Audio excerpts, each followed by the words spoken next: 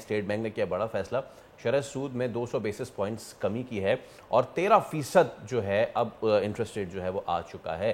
शरह सूद में जो 200 बेसिस पॉइंट्स की कमी हुई है उसके इम्प्लीकेशंस क्या होंगे, हम जान लेते हैं। हमारे रमेश डॉक्टर खाकान नजीब हमारे साथ मौजूद है। डॉक्टर साहब अस्सलाम वालेकुम, good morning, thank you so much for your time doctor साहब। और हम देख रहे हैं मतलब कि बहुत ही स्टैगरिंग है, please correct me if I am wrong, कि इस पूरे साल के आगाज़ से आई गेस 22% से 13% पे आ गया है, जो कि बड़ा ही ज़बरदस्त है। क्या कहेंगे? बिस्मिल्लाहिर्रहमानिर्रहीम, आप सही कह रहे हैं। 9% शरह सूद जो है वो नीचे आई है पाकिस्तान की। इसका मतलब ये है कि जो कीमतों के बढ़ने की शरह है उसमें चूँकि खातिर खा कमी आई। जो नवंबर की इन्फ्लेशन है वो 5% के करीब है। पिछले नवंबर ये 29% थी ईयर ऑन ईयर। सो एक साल में कहाँ 29% बढ़ रही थी कीमतें, अब 5% बढ़ रही हैं। और यही लोगों के लिए सबसे इम्पोर्टेंट बात है समझने की कि ना कीमतें कम हुई हैं बल्कि कीमतों के बढ़ने की शरह में एक वाज़ेह कमी आई है। और इसकी वजह of course external oil stable है। $70-72 पे पाकिस्तान की इकॉनमी को $1 बिलियन ईयर अ मंथ बच रहे हैं इस वक्त, बिकॉज ऑयल की कीमत इतनी नीचे आई है। $1 billion a month on the import bill. फिर इसके साथ साथ जो हमने डिमांड को कम किया मुल्क में, फिर जो थोड़ी सी फूड प्राइसेस जो हैं वो बहुत ही तेज़ी से वहाँ पे उनके बढ़ने की शरह में कमी आई। उसकी वजह यह है कि पाकिस्तान में एग्रीकल्चर लास्ट ईयर अच्छा हुआ। और लास्टली जो मैंने एक्सप्लेन किया, एक बहुत बड़ा बेस इफेक्ट है कि पिछले साल बहुत बढ़ी थी तो उसके ऊपर 5% बढ़ी है। इसने एक रूम क्रिएट किया है कि आपको पॉलिसी रेट में कमी की गुंजाइश दिखाई दी है। पर अभी भी याद रखिए कि दो फैक्टर्स जो हैं वो अनकंफर्टेबल हैं। नंबर वन, जो कोर इन्फ्लेशन है जिसमें स्ट्रिप कर देते हैं हम ये फूड और ऑयल को, तो वो अभी भी स्टिकी है, 9.7% पे है कोर इन्फ्लेशन जो है। सो अभी उसके बारे में हमें सोचना है और उसको वॉच करना है। और दूसरी चीज़ यह है कि अभी भी चूंकि फिस्कल का खसारा जो है वो बढ़ सकता है। उसकी वजह बड़ी सामने है, 340 अरब के करीब आपका टैक्स का शॉर्टफॉल है पहले 5 माह में। तो अगर कुछ नए टैक्स के मेजर्स आ सकते हैं तो वो भी इन्फ्लेशन को एडवर्सली अफेक्ट कर सकते हैं। बट ये आपको एक वक्त और स्पेस मिल गई है, कुछ बिजनेसेस चलने चाहिए यहाँ से। आपने अगर जाकर गाड़ी खरीदनी है तो पहले आपको 22 लाख की किस्त देनी थी 1 करोड़ रुपए की गाड़ी पे। आज आपको वही किस्त जो है वो 13 लाख रुपए देनी है। तो आप सोच सकते हैं कि मैं जाकर गाड़ी खरीदूं, बिकॉज वो आपकी जो सख्त है खरीदने की उसमें आ गई है। आप शायद 13 लाख अपनी सैलरी से अफोर्ड पर ईयर कर सकते हो। इसी तरह मैन्युफैक्चरर जो है मशीनरी खरीद सकता है। जो एग्रीकल्चर वाला है वो ट्यूबवेल खरीद सकता है ताकि बेहतर पानी दे। वो बेहतर क्वालिटी का बीज खरीद सकता है, वो बेहतर फर्टिलाइजर डाल सकता है, बिकॉज उसकी शरह सूद में भी एक खातिर खा कमी आई है। इससे जो कारोबार है वो मुल्क में अगर थोड़ा सा चले, और जो ग्रोथ हमारी बहुत नीचे आ गई है, यानी कि 2.5-3% के अराउंड जो ग्रोथ है, that is not enough to create jobs in Pakistan. So all in all जो IMF की एंगेजमेंट हुई, जो कुछ मेजर्स लिए, कुछ हमने इस्टेब्लिशमेंट के मेजर्स देखे, स्मगलिंग और जो अफगान ट्रांजिट ट्रेड पर, इन तीनों चीज़ों ने आपको एक वक्त और एक स्पेस दे दी है कि आप अपने फंडामेंटल जो इश्यूज हैं ना उनको ठीक करें। नहीं करेंगे तो मैं तो शायद इंटरव्यू ना कर रहा हूँ आपके साथ 3 साल बाद, पर जो भी कर रहा होगा उसको ये सुनवाइएगा कि मैं ये कहता था कि अगर एनर्जी सेक्टर की तंजीमें नौ नहीं करेंगे, यस। अगर पाकिस्तान की डीरेगुलेशन नहीं करेंगे, अगर पाकिस्तान की ईज ऑफ डूइंग बिजनेस पे काम नहीं करेंगे, तो आप ये क्रिटिकल मसाइल हल किए बगैर पाकिस्तान को ये स्टेबलाइजेशन का तीसरी दफा प्रोसेस 10 साल में देख रहे हैं आप। मैं फिर कहता हूं कि लोगों की इंस्टीट्यूशनल मेमोरी नहीं होती। अथॉरिटीज को याद रखना चाहिए 2013 में एग्जैक्टली यही हुआ था, 2019 में एग्जैक्टली यही हुआ था, 2024 में रिपीट हो रहा है। वो क्या रिपीट हो रहा है? IMF का प्रोग्राम होता है, रिजर्व्स बढ़ते हैं, करंट अकाउंट का खसारा टूटता है, इन्फ्लेशन नीचे आती है। ये IMF के साथ एंगेजमेंट का मुल्क का टिपिकल बिहेवियर है जो सारे ममालिक दिखाते हैं। अब बात यह है कि क्या आपने एक्सपेंडिचर रिफॉर्म्स पे उतनी तगोदौ की है? आप प्राइवेटाइजेशन करने गए, आप नहीं कर सके। ये बातें मैं इसलिए कर रहा हूं, कुछ लोगों को शायद सख्त लग रही होंगी, पर ये वो वक्त है, ये कीमती वक्त है। ये स्पेस जो है ये कीमती स्पेस है जो आपको मिली है, और ये हमने बड़ी सैक्रिफाइस करके ली है। इसका मतलब ये है कि जब बिजली की इतने नर्ख बढ़े, जब गैस के इतने नर्ख बढ़े, जब मुल्क की इकोनॉमी को स्लो किया, तो ये लोगों ने सैक्रिफाइस दी है ये टाइम और स्पेस बाय करने की। Let's use this very very prudently. It is critical for Pakistan not to be stuck in a low export, low growth equilibrium. इससे निकालें मुल्क को। पर इसके लिए मैं आखिर में हमेशा कहता हूँ HR is policy। जब तक मैं हर जगह पर ये ना देखूं कि आई सी HR ऑफ क्वालिटी जो ये सारे काम कर सके, क्योंकि 77 साल में हम नहीं कर सके ना, मुझे और आपको ये बात एक्सेप्ट करनी चाहिए, वरना PIA, रेलवे, स्टील मिल हुकूमत की तहवील में ना होता, सारे डिस्कोस 600 अरब का नुकसान ना कर रहे होते। आई थिंक अब वक्त है, एक मौका है, सब एक डायरेक्शन में पुल कर रही हैं जो कंसर्न्ड अथॉरिटीज़ हैं। सो आई रियली होप, और हुकूमत बता भी रही है कि हम ये करना चाहते हैं कि हम इन चीज़ों पे डिलीवर कर पाएंगे। अच्छा, अब सिचुएशन ऐसी है कि जब भी, और देखने वालों को बताइएगा कि जब भी इंटरेस्ट रेट में कमी होती है तो वो क्या इम्प्लाई करता है to the common people and to the business as well, क्योंकि वज़ीर आज़म इससे काफ़ी खुश हैं, उन्होंने कहा कि जी इससे इन्वेस्टर आएगा। तो ये मैं चाहूँगा आप लोगों को ज़रूर समझाएं। देखिए, पहले तो ये इम्प्लाई करता है कि आपकी अफरात-ए-ज़र कम हो गई है।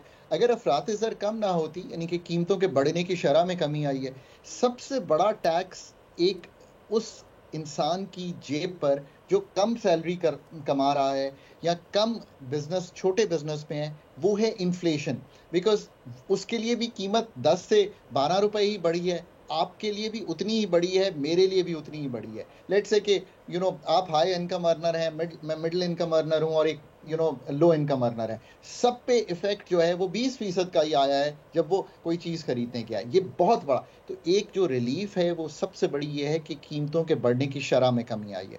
अब दूसरी रिलीफ ये है कि इन्वेस्टमेंट मुल्क में जो 13% ऑफ GDP है, हमें हमेशा हकीकत पर बेस करके पाकिस्तान का जो मवाजना है दूसरे ममालिक से करना है।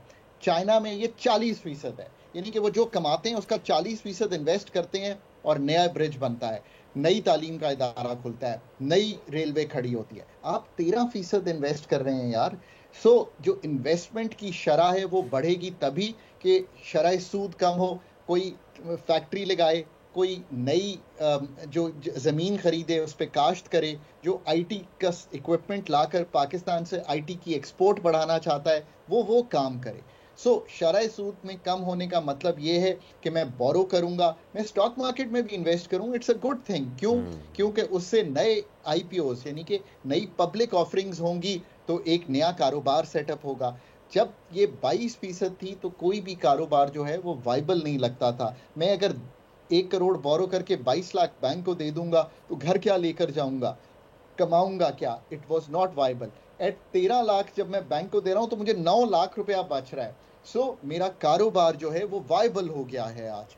ये और कम भी हो सकता है अगर वो काम आप करें जो मैं कहता रहता हूं और कह रहा हूं तवातर से, पैदावारी सलाहियत बढ़ जाए ना मुल्क की, तो इन्फ्लेशन 5-7% पर आ जाएगी पाकिस्तान की।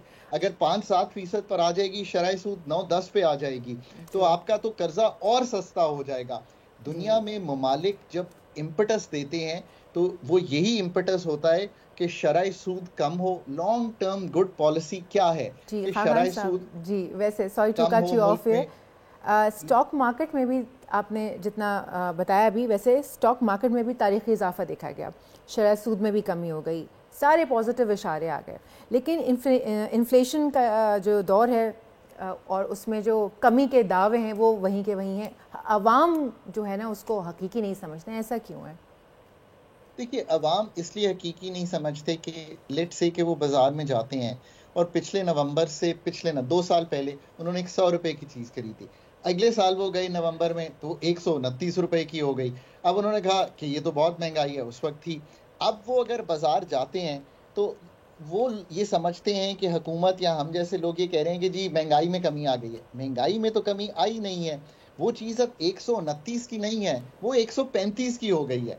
पर फर्क ये पड़ा है कि अगर वो उसी तरह इन्फ्लेशन हो रही होती तो वो 150 रुपए की हो जाती, अब वो 135 की हुई है। सो इसका मतलब ये है कि जो अफरात-ए-ज़र या कीमतों के बढ़ने की शरह में कमी आई है। पर now here's the other part, इस दफ़ा बोल्ड टीवी आपकी सैलरीज लेट्स होप के बढ़ा देता है 15%, और मुल्क में जो इन्फ्लेशन है, कीमतें जो बढ़ी हैं वो 10% ही बढ़ी हैं, तो फिर तो आपकी कुव्वत खरीद एक्चुअल में 5% बढ़ गई है, इसलिए कि आपकी तनख्वाह जो है वो 115 रुपए हो गई है, पर जो चीज़ें पिछले साल 100 की थी वो 110 रुपए की हुई हैं।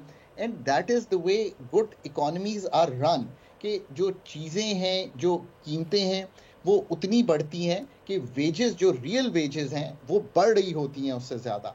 एंड आई थिंक कि ये शायद फिनोमेना इस साल लार्जली पब्लिक सेक्टर में तो दिखाई देगा, वो तो बढ़ा ही देता है 12-15%, but I think private sector भी जो है, कारोबार चल रहे हैं दुनिया में, क्योंकि कारोबार चल रहे हैं दुनिया में, पाकिस्तान भी उसको फॉलो कर रहा है। दुनिया में इंटरेस्ट रेट कम हो रहे हैं, एक ग्लोबल टेल विंड भी है आपके पास, ये भी याद रखिए। तेल की कीमत जब $70-71 होती है ना पाकिस्तान में, $1 billion a month import bill टूट गया आपका। तेल सस्ता हुआ है, बिजली भी इससे बढ़ने की जो कीमत है वो कम होगी, बिकॉज बिजली से बहुत तेल से बहुत बिजली बनती है पाकिस्तान में। तो ये सारी चीज़ें जो हैं थोड़ा सा टेल विंड दे रही हैं आपको। अब मसला ये है कि अगर फंडामेंटल चीज़ें ठीक नहीं ना करेंगे, मैं कारोबार करने जा रहा हूँ, 122 रेगुलेटरी एजेंसीज मुझे तंग कर रही हैं, मुल्क नहीं चलेगा। यार अमेरिका में अभी जो नए सदर आए हैं, उन्होंने 2 काम किए हैं। उन्होंने कहा है कि मैं $1 बिलियन की इन्वेस्टमेंट लाएं आप, मैडम आप लाएं $1 बिलियन की अमेरिका में इन्वेस्टमेंट। वो कहते हैं मैं इसको फास्ट ट्रैक कर दूंगा, आप भी पाकिस्तान में इसी सोच पर जाएं। नंबर 2, उन्होंने बड़ी अच्छी बात की, उन्होंने कहा कि जो 2 स्मार्टेस्ट लोग हैं ना अमेरिका के इस वक्त जो कारोबार में, इलॉन मस्क और विवेक, उनको कहें कि आकर $2 ट्रिलियन तक एक्सपेंडिचर हुकूमत के काट दें और जो रेगुलेटरी फ्रेमवर्क है उसको आसान बना दें। ये दोनों चीज़ें पाकिस्तान में फॉलो करें आप। मैं कहता हूँ इट इज़ मतलब हमें तो ये कहते हुए 10 साल हो गए, अब शायद हम अमेरिका की बात ही सुन लें। मैंने एक किताब लिखी थी हुकूमत में बैठकर, वो आज भी BOI की वेबसाइट पे पड़ी हुई है। 2016 में इसी चीज़ पे किताब लिखी थी कि पाकिस्तान की रैशनलाइजेशन करें रेगुलेशन, और वो आज भी उतना ही इंपॉर्टेंट है। बट आई एम हैप्पी कि अमेरिका करने जा रहा है। दैट इज़ वाई हम ये कहते हैं कि अमेरिका का जो एक्सेप्शनलिज्म है, यानी कि अमेरिका की जो ग्रोथ स्टोरी है, वो क्यों लिखी जाती है, इनोवेशन स्टोरी क्यों लिखी जाती है। आई होप कि आपकी वो किताब अमेरिका के बाद हमारे लोग भी पढ़ लें, so that we can grow on the same line. Thank you so much doctor Khaqan Najeeb हमारे साथ। अब तो मुल्क की मईशत के मस्बत आशारियत तो हैं, लेकिन जैसे कि आपने कहा कि वो ट्रिकल डाउन लोगों तक होना चाहिए। अल्लाह करे कि ट्रिकल डाउन लोगों तक हो। सब्सक्राइब करें और बेल दबाएं ताकि कोई खबर रह न जाए।